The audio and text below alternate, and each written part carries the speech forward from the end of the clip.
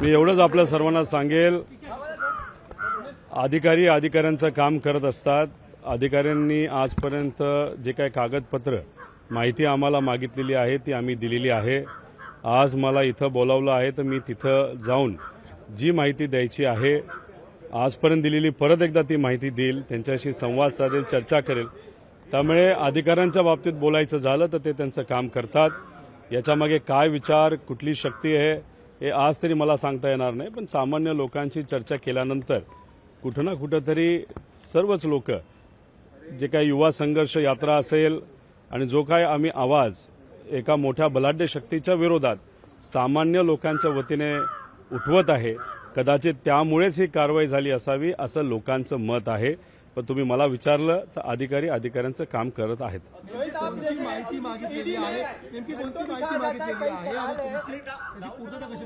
खरं तर आत्तापर्यंत जी माहिती मागवलेली आहे आणि ती आम्ही जी दिलेली आहे, आम्ही CIDला सुद्धा दिलेली आहे, EOWला दिलेली आहे, EDला सुद्धा दिलेली आहे.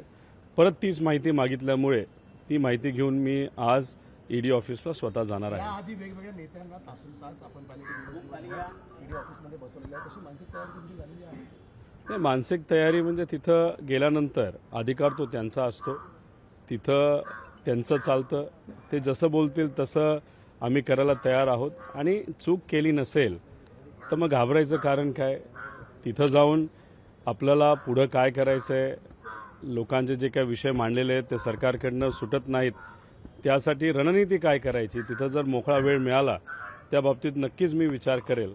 आणि ऑफिसमधनं आल्यानंतर आदरणीय पवारसाहेबांच्या मार्गदर्शनाखाली परत एकदा लोकशाही मार्गाने लोकांसाठी लढण्यासाठी आम्ही सर्वजण तयार असू.